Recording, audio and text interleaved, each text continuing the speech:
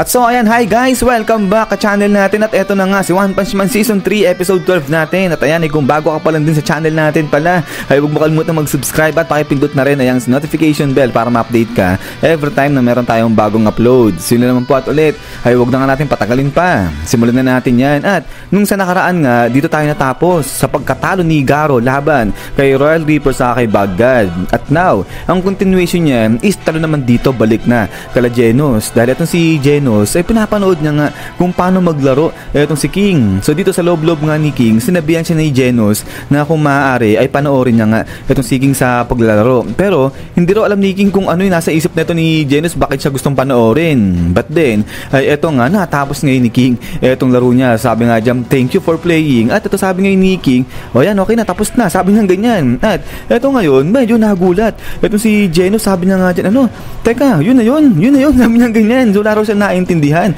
kung ano nangyari. At eto ngayon, sa loob-loob ngayon ni Genos, ay mukhang maaga pa raw pala talaga sa kanya para sumali siya sa virtual battle na ginagawa na kanyang master sa kani King sa araw-araw. At ngayon, kailangan niya pang araw talaga magpalakas ng husto. Marami pa siyang dapat matutunan, sabi niya ganyan. But then, eto nga, sabi ngayon ni King na magagabi na. So kaya salita na. Etong si Silver Fang, sabi niya nga rito na si Saitama umalis dali-dali parang hanapin niyan si Garo. Pero kung wala naman daw idea, walang alam itong si Saitama kung saan nahanapin si Garo, ay hindi niya rin daw matatagpuan yun. So kaya nga ito, sabi ni Bump na si Garo mukhang nandun siya sa mga hideout nga o sa secret hideout ng mga halimaw. So kaya nga rito, salita na. Itong si Genos, sabi niya nga dyan na si Master Saitama niya, kitang-kita na talagang determined siya na makita ang si Garo. So kaya possible niyan, baka raw hindi bumalik itong si Master Saitama niya hanggat di niya natatagpuan yung hideout ng mga halimaw at ubusin yung mga halimaw ron. At ito ngayon, sabi ni King na oo, talagang malakas yan si Saitama. Yun nga lang, given yung personality ni Saitama, ay baka mapano siya, baka mamaya mahulog siya sa bitag ng mga kalaban ng mga halimaw.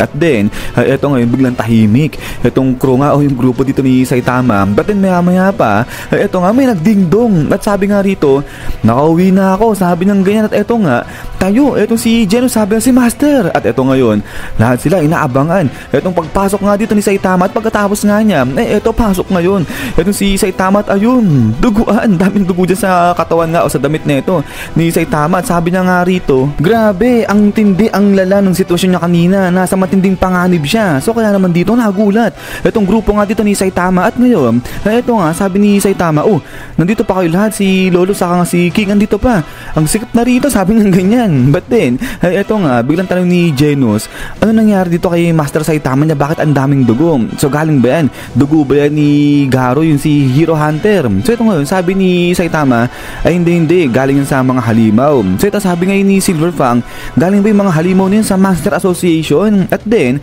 ito nga, sabi ni Saitama na hindi, mga normal lang, mga usual lang na halimaw yan na nakakalat dyan nga, malapit nga sa lugar nila sa may ZCT. So yun naman lagi yung mga binabanatan nga raw nito ni Saitama. At then, ito ngayon, sabi ni Genos, ay di ba nabanggit nga ni Master Saitama niya na nasa matinding panganib siya? Ano raw ba nangyari? At ito nga, curious. Itong si Silver Fang, sabi niya nga rito kay Saitama, sino may gawa sa'yo yan? Anong ginawa nila sa'yo? Sabi ng ganyan. At ito ngayon, biglang napayuko na itong si Kalbo. Sabay biglang sabi niya nga rito, ganito kasi yan. At biglang napaupo na nga itong si Saitama. At sinabi niya nga rito na yung wallet niya, nawawala na araw, nahulog niya kung saan. At may laman pa naman daw na 6,000 yen yun, sabi ng ganyan. So kaya dito, napatahimik itong crew nga dito ni Saitama. At ito ngayon, biglang ang salita itong si Silver Fang, sabi niya nga dyan, yun na yun? Akala ko pa naman nahanap mo na nakita si Garo at taglaban kayong dalawa, pero ito nga napasigaw itong si Saitama. At dito sabi niya nga, dahil nabanggit niya ni Silver Fang, bigla siyang meron naalala. At ito nga sabi niya, yung lalaki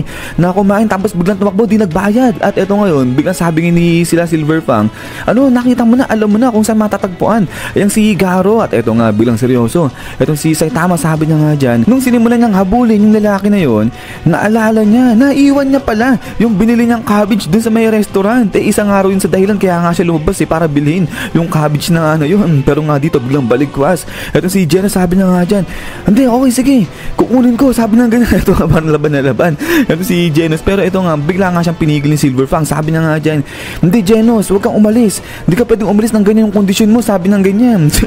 Nakakaloko. Biglang sabi nga rito ni Bob, ano yun? Cabbage lang naman yung naiwan ni Saitama, bakit nagkakaganyan sila, sabi ng ganyan. But then, ay eto nga, biglang may nagbukas ng pinto ng dahan-dahan. At eto nga, biglang labas ngayon. Etong si Fubuki, sabi na nga dyan, aba, mukhang nagkakasiyahan kuya. Pero eto parang galit. Etong si Fubuki, so eto na, gulat. Etong si Genos, sabi na nga dyan, Fubuki, anong ginagawa mo rito? At eto nga, biglang baling. Etong si Fubuki dyan kay Saitama, sabi niya nga dyan, hoy, ikaw Saitama, sabi ng ganyan. At eto nga, etong si Genos, tingin-tingin dito kay Fubuki kasi nga, may dalang cabbage. Etong si Fubuki, sabi nga dito ni Genos, ano, bakit may dalang cabbage? Etong si Fubuki. At din eto nga, biglang abot-abot ngayon ni Fubuki. Etong cabbage dyan kay Saitama, sabi niya nga dyan, oh eto, naiwan mo, sabi ng ganyan. Eto ngayon, biglang kuha kayo ni Saitama yung cabbage at eto nga, happy na siya. Sabi niya nga rito kay Fubuki, ayun, salamat dito sa cabbage, sabi niya ganyan. At eto ngayon, biglang sabi ni Fubuki, ano, may sasabihin ka pa ba? Mukhang may sasabihin ka pa sabi ng ganyan. At eto nga, sabi ni Saitama, salamat kasi binalik mo dinala mo dito yung cabbage, sabi ng ganyan. At eto ngayon, biglang sigaw.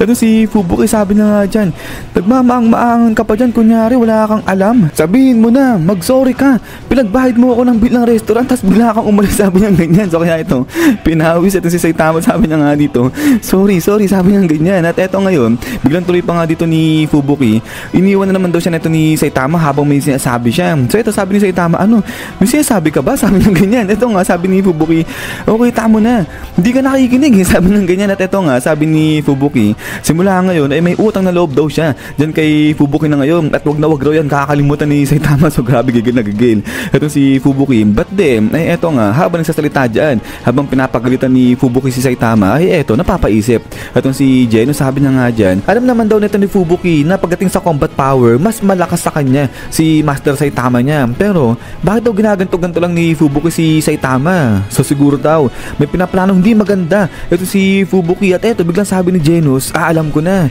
gusto niya rin na maging disipulo ni Master, sabi ng ganyan. At eto ngayon, sabi ni Genos, masyado ng stress, masyado ng under pressure si Master Saitama niya, kaya hindi niya hayaan itong gustong mangyari ni Fubuki. At eto, tuloy niya pa, dapat mas mapagmatsyag pa siya dyan. At then, ay maya pa ay dito nga, bigla na lang may nag-signal dito kay Genos. Eto, bigla napaalarma ito si Genos dahil meron nga raw nakalaban na papunta sa kanila. At eto nga, sabi ni Genos, malapit na, papunta na rito yung kalaban, hindi maganda to dahil nga hindi raw maganda itong kondisyon ni Genos, wala na siya sa kondisyon para lumaban pa. At pati itong araw si Silverfang, pati yung kuya niya ay hindi rin makakalaban dahil hindi rin maganda yung kondisyon nila, may mga tama pa. At itong si Fubuki ay mukhang di raw makakapalagyan pagdating sa mga kalaban o sa mga halimaw na mas mataas pa yung level sa Demon Disaster. At then ay eto ngayon, sabi nga ni Genos, kahit si Master Saitama niya mukhang di na makakalaban dahil nga matindi yung psychological damage na inabot niya dahil nawawala nga raw yung wallet niya. So dito sabi nga ni Genos, isa lang ibig sabihin niyan, sa lahat sa amin dito, isa lang ang may kayang lumaban. At eto ngayon, punta siya kay King, sabi niya nga dyan, King, may kalaban, paparating na dito yung kalaban, harapin mo siya, sabi niya ganyan. At eto nga, pinawis ngayon etong Siging, sabi niya nga dyan, teka, anong sinasabi mo dyan? At so eto ngayon, tulak ni Genos etong Siging, sabi niya nga dyan, sige na, punta mo na yun, labanan mo na yun, pero hindi dapat aabot dito yung labanan yung dalawa, sabi niya ganyan. At eto ngayon, sabi ni King, talaga naman, yung mga mata ni King nag-uugat-ugat na sabi niya, teka lang, huwag kang nanunulak ng iba, sabi niya ganyan. But then, ay pagkatapos nga niya, eto nga, labas na etong si King, napuwersa siya. At eto, sabi nga ni Saitama, teka, ano nangyari? At eto ngayon, sabi ni Genos, may paparating na kalaban, pero yun, sinabihan ko na si King na siya na bahala, labanan niya na yun. At then, ay pagkatapos nga niya, eto nga, biglang nagbukas nga ulit yung pinto. At eto, biglang pasok ulit etong si King, sabi na nga dyan, nag-aabang siya sa may entrance. At then pagkatapos nga niya, bam, pasok ngayon rito itong parang mascot na nga ito na parang astronaut. Sabi nga dito ni King, eto siya nabisita ka, sabi ng ganyan diyan kay Genos. At then, eto nga, sabi ni Genos, teka lang, ba't mo pinapasok dito yan? At then dito nga, biglang forma na etong si Genos para labanan itong parang astronaut to. At sabi nga nito, teka lang, hindi ka makakalaban sa ganyang kondisyon mo, masyadong malala yung damage mo, wag mong persa yung sarili mo, sabi ng ganyan. At then dito nga, biglang sabi ngayon ng astronaut, ako to Genos, si Dr. Coseno, sabi ng ganyan. At then pagkatapos nga nito, is yan guys, so hanggang dito lang itong si episode 12 natin. At so ayan, ay umarangkada na naman etong si Saitama, pati na etong crew niya. So grabe, ang gugulo talagang kukult ng mga to. But anyways guys, ayan nga, ay maraming salamat sa panonood dito kay One Punch Man natin episode 12. At hintay lang po para sa kasunod nito. At yan nga guys, kung natripan nyo pala itong video natin, huwag nyo kalimutan mag-iwan ng like. So yun na naman, so lagi mag-ingat, God bless nyo lahat at kita-kits tayo ulit.